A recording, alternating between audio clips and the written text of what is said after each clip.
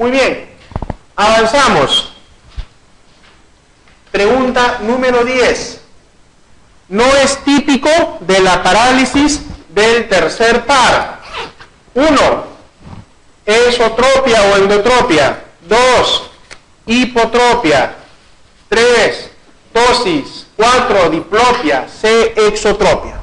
A ver, ¿quién da más? Parálisis del tercer par. Para repasar, ¿qué cosa inerva el tercer par? A ver, ¿qué cosa inerva? ¿Qué me hace el tercer nervio?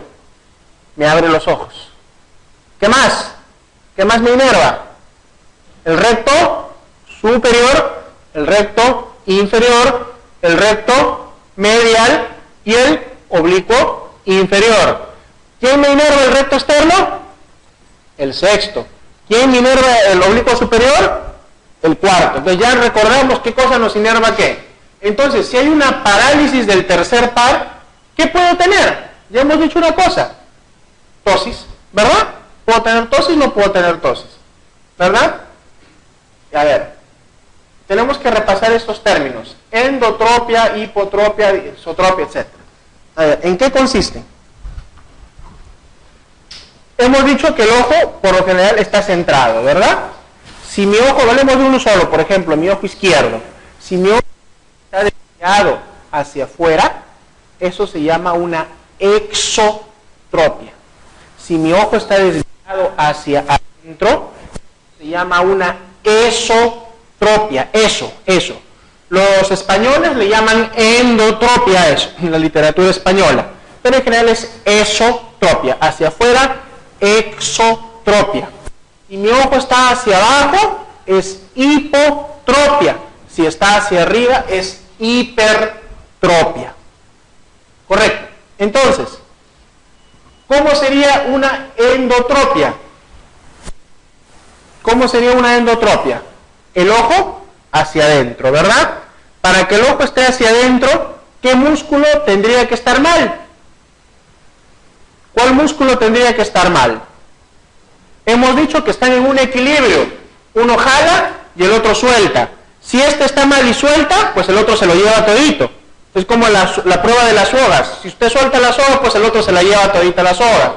Entonces, si yo tengo una endotropia o esotropia y el ojo está jalando hacia acá, ¿qué nervio es el que no está fallando? ¿Qué músculo es el que no está bien? ¿Cuál no está jalando? El externo, ¿no es cierto? Entonces, el externo, ¿quién lo inerva? El sexto. ¿Tiene que ver con parálisis del tercer par? No. ¿Una exotropia? ¿Podría haber una exotropia? Sí. Si yo tengo una parálisis del tercero, ¿cuál no funcionaría? El recto medio. Entonces, ¿quién se lo lleva todo el ojo? El recto externo, porque está funcionando muy bien el nervio abducen. ¿Me entendieron esa parte? ¿Sí? Entonces, la respuesta acá es una endotropia o esotropia que aparecería en una parálisis del sexto. Repito, creo que los he visto medios con duda. No es típico de la parálisis del tercer par. Entonces, ya hemos dicho, ¿puede haber tosis? Sí. Si hay paresia de los músculos intraoculares, ¿puede haber visión doble? También.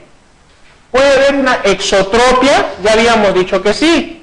Si el músculo el recto medio está alterado, que lo inerva el tercero, el que va a jalar es el recto externo. Entonces el ojo va a estar hacia afuera.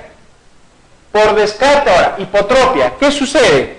Se dice clásicamente que como si tenemos arriba el nervio, el músculo de Müller simpático, abajo tenemos unos ligamentos suspensores que cuando falla la inervación del tercero, tienen algunas fibras musculares, este ojo tiende a deprimirse, a irse hacia abajo, entonces se puede asociar una pequeña hipotropia. En cambio, en una endotropia, repito, el que jala, ¿cuál es? En una endotropia, ¿cuál estaría jalando? El recto medio. ¿Y cuál tendría que estar mal? El recto externo, que lo inerva el abducens o sexto nervio. Es por eso que no va con esta pregunta. Es un poquito complicado, pero es cuestión de ponernos a pensar un poquito. Ya hablamos de la anatomía de la órbita, quiénes la conforman, nuestros amigos los músculos. Vamos a ver un poquito de la inervación también luego, es interesante. Muy bien, vamos a hablar de órbita. O sea, cambiamos de totalmente. Undécima, el tumor orbitario benigno más frecuente en el adulto es A, epidermoide, según eso, B, hemangioma cavernoso, C, meningioma, D, neurinoma, E, adenorma pleomorfo de la glándula lagrimal. Esta lamentablemente es otra de las preguntas que tenemos que acordarnos de memoria. O te acuerdas o te acuerdas. Si no te acuerdas, piña, champea, pasa a la siguiente pregunta, ¿no? El tumor orbitario más frecuente es el hemangioma. En el adulto, el hemangioma cavernoso. En el niño, el hemangioma capilar. Si te preguntan el tumor no orbitario, no te dicen el tumor ocular más frecuente en el niño, ¿cuál es la respuesta? Las tomas, sí, a ojos cerrados. Si te dicen tumor orbitario, no te olviden, es el hemangioma, el más frecuente. 12. ¿Cuál es la causa más frecuente de exoftalmos en un niño? ¿Qué es exoftalmo? Recordemos, protrusión ocular, ¿verdad?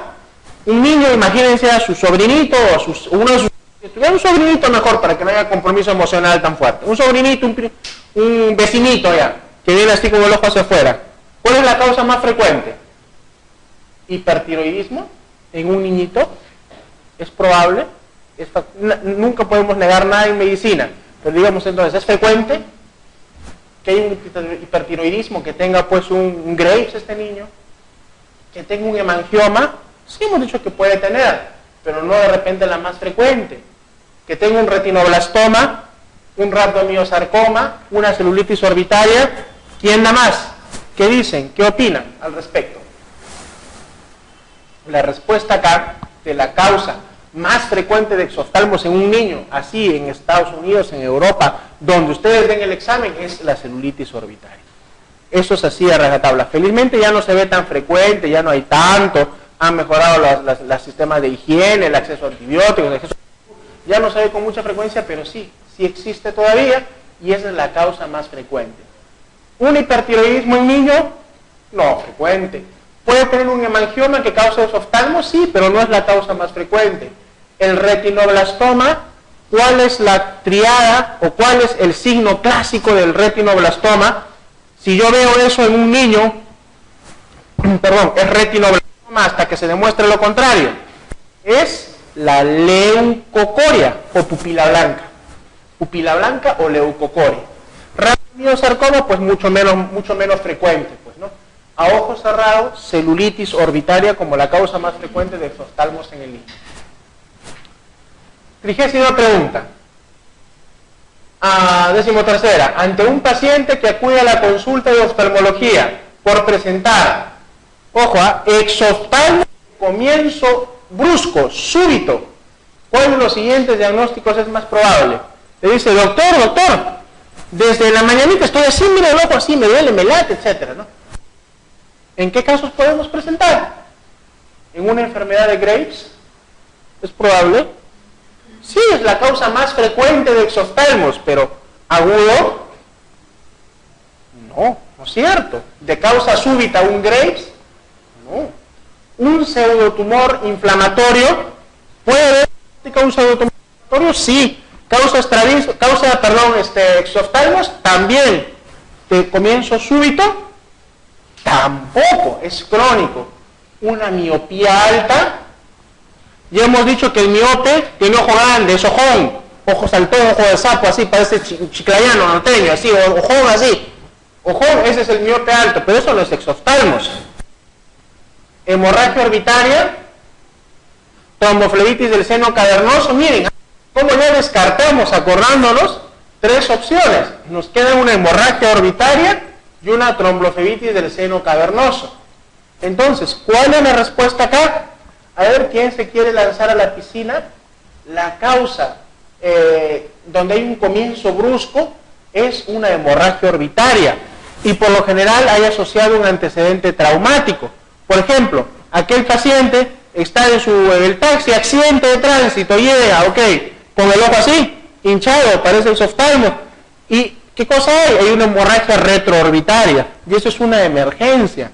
Es una emergencia que necesita tratamiento tan pronto como un traumatismo vértebro-medular, porque si hay hemorragia retroorbitaria, ¿quién sufre? El nervio óptico, y podemos hacer neuropatías ópticas traumáticas, entiéndase un ojo ciego después, por no tratar eso. En muchos casos hay que hacer cantotomías, hacer cirugías para remover esos coágulos, esas hemorragias orbitarias, para que no sufra el nervio óptico. Esa es la causa más frecuente de comienzo súbito.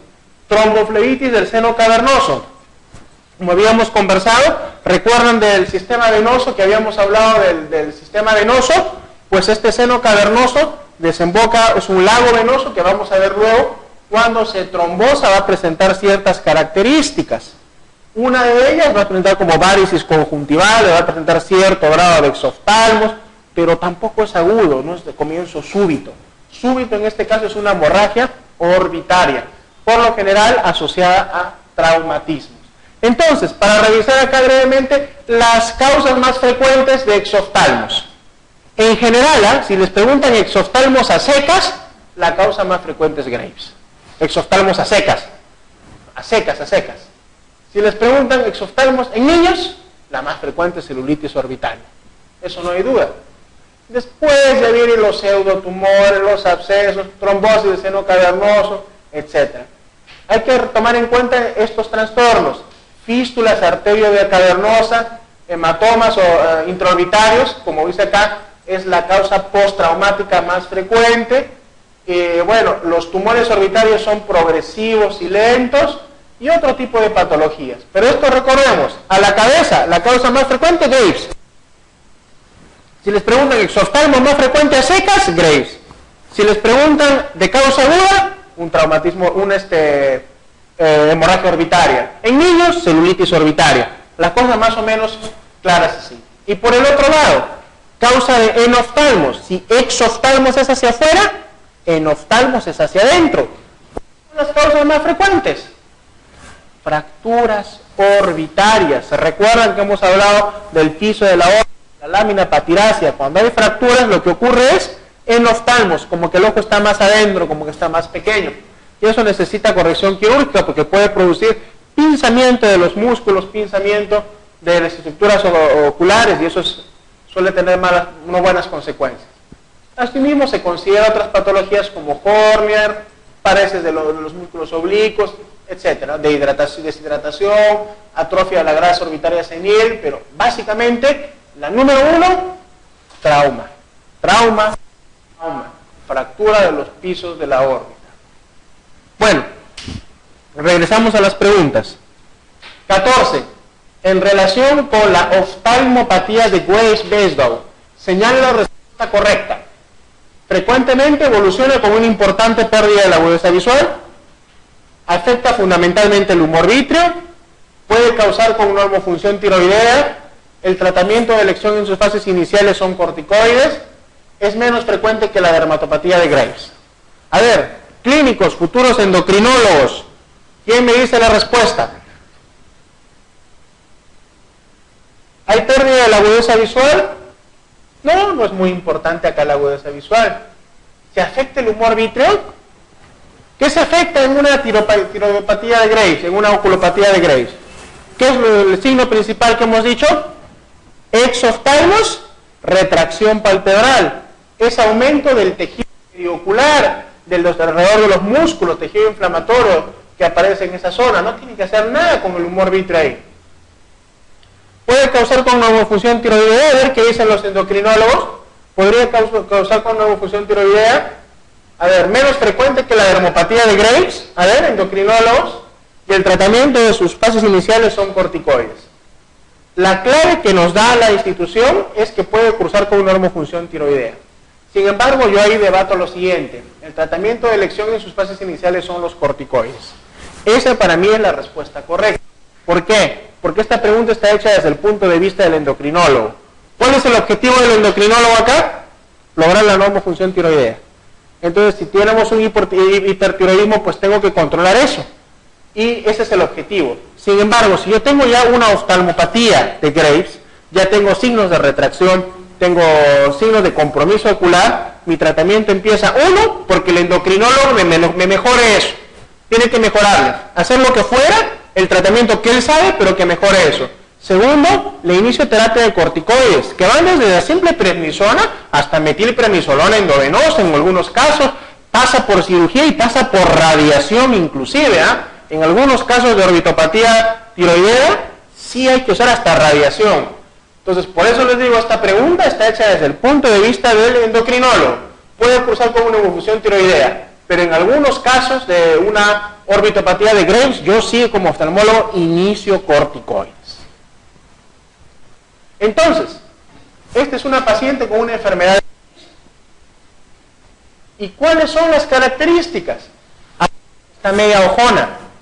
La principal, la retracción palpebral. Miren cómo está aquel párpado retraído. Retracción palpebral. Con esclera visible. Superior al limbo. Entonces, si ustedes nos miramos entre nosotros, por ejemplo, a la doctora que no tiene lentes, mírenla. El párpado cubre 1 o 2 milímetros de la córnea arriba y 1 milímetro abajo. Eso es normal. Mírense ustedes, supone que somos normales todos acá. Se supone, ¿no? Se supone. Pero por ahí hay alguien que no lo sea. ¿Qué sucede?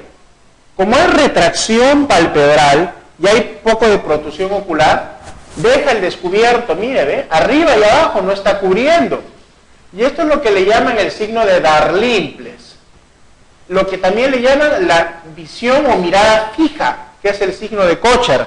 En algunos casos, cuando está tan comprometido la retracción palpebral y el tejido periorbitario, que el paciente no puede mover sus ojos. Entonces es una mirada fija. Le dicen, señora, no sé cuántos, y en vez de voltear así, ya tienen que voltear todo así. La mirada fija, ¿no? O fijada, que le llaman, el signo de Kocher. No nos olvidemos, es de la imagen clásica de un exostal, de una tiroidopatía de Graves, o oftalmopatía de Graves. Corticoides, desde orales hasta endovenosos, pasando por cirugía y radiación, según sea el caso, según esté complicado. Y por supuesto, el endocrinólogo tiene que manejarme la normofunción tiroidea. De nada sirve que yo le haga todo eso si ya va a seguir mi paciente pues con una función tiroidea alterada, ¿no? 15. En un paciente que presenta en el ojo derecho exoftalmos directo, pulsátil, várices conjuntivales, presión ocular aumentada, éstasis venoso en el nervio óptico en el fondo de ojo, ¿cuál es el diagnóstico más frecuente? Repito, paciente que nos llega a la emergencia, ojón así, el ojo exoftálmico, y le tocan ustedes, y como que late, oigan, ¿qué le pasa a este ojo que late? Dice. Le ven la conjuntiva y ven como varices conjuntivales, los vasitos conjuntivales todos así, incurgitados. En el fondo del ojo lo mismo, un éstasis venoso, los vasos incurgitados. ¿Qué es lo más probable que tenga nuestro paciente? Tumor intraorbitario, una oftalmopatía tiroidea, eso es lo característico, hemos dicho, una hipertensión endocranial, un pseudotumor orbitario. Miren, solo por descarte ya me quedé con dos, descarto acá, oftalmopatía tiroidea, ¿verdad? No tiene nada que hacer. Hipertensión endocranial, ¿me viene con eso? No. Antes me va a tener por sus vómitos en gatillo, sus vómitos explosivos, de repente un poquito de papiledema, pero antes de que yo le vea el papiledema, primero le tomo la tomografía, pues ya antiguamente se veía eso del papiledema. Pseudotumor orbitario, así, agudo, pulsátil, o más que nada crónico. Un tumor orbitario que sea agudo, pulsátil, no. Solo por descarte me quedo con la C, que es la fístula carotidio cavernosa. ¿Y qué es eso? ¿Con qué se come? Pues regresamos a hablar de este seno cavernoso, que como lo mencionamos al principio, es un lago venoso que discurre, miren, por debajo del cerebro, al lado de la glándula pineal, y que tiene unas estructuras y unas relaciones muy, muy interesantes. Este lago venoso discurre por acá y ahí desemboca nuestro sistema venoso oftálmico. Entonces, primero, saber qué cosa es el seno cavernoso y quiénes pasan por ahí. Tened en cuenta que tiene relación con esta señora grande y gorda, que ¿quién es? La arteria carótida.